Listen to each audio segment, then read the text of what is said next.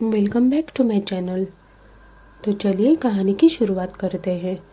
किसी गांव में बंटी नाम का लड़का रहता था। वह एग्ज़ाम देने के लिए गुजरात जा रहा था।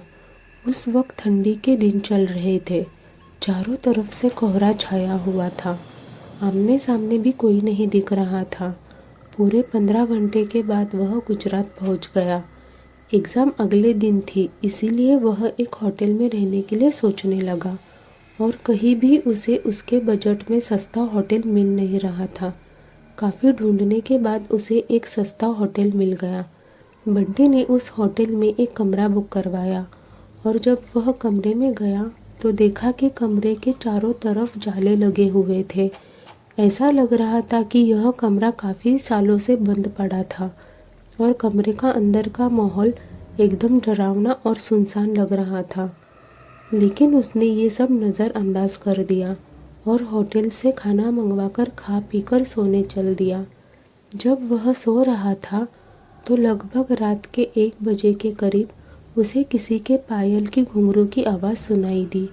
बंटी तुरंत नींद से उठ गया और जल्दी से खिड़की के पास गया, ये पता करने के लिए कि इतनी रात को किसके पायल की आवाज़ सुनाई दे रही है और इस सुनसान रास्ते में कौन आधी रात को घूम रहा है, क्योंकि उस होटल में बंटी और मैनेजर के अलावा कोई भी नहीं था। तो फिर किस औरत के पायल की आवाज़ सुनाई दे रही है।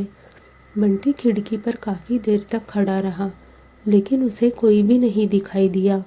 फिर उसने अपने कमरे से मैनेजर को फ़ोन किया और उसे बताया कि मुझे इतनी रात को कब से किसी की पायल की आवाज़ सुनाई दे रही है, आपको भी दे रही है क्या?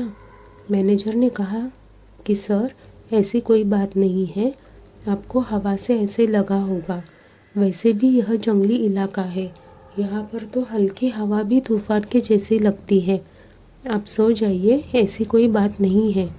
बंटी मैनेजर की बात पे भरोसा करके फिर से सोने चला गया।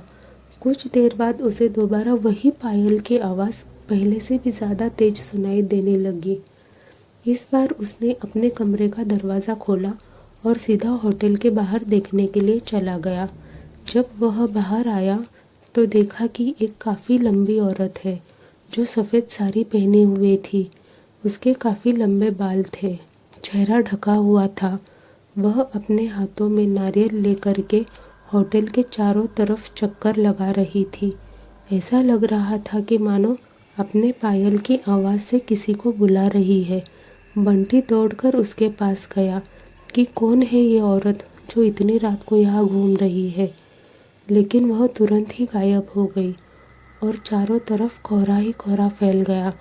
बंटी भी थोड़ा घबरा गया क्योंकि जिस औरत को वह सामने से देखा था अब वो नहीं दिख रही थी। बंटी अपने होटल में वापस जाने लगा, लेकिन फिर उसे दोबारा पायल की आवाज़ सुनाई देने लगी। बंटी अब उसे ढूंढते हुए जंगल की ओर जाने लगा। चलते चलते वह अपने होटल से इतनी दूर आ गया उसे पता ही नहीं चला। फिर उसने उस घने जंगल में कुछ ऐसा देखा कि उसका दिल दहल गया। उसने देखा कि उस औरत ने एक पीपल के पेड़ के नीचे 5-6 लाश रखी थी और बारी बारी से एक एक को नोच कर खा रही थी। उसका मुंह खून से लथपथ था और चेहरा भी एकदम डरावना था।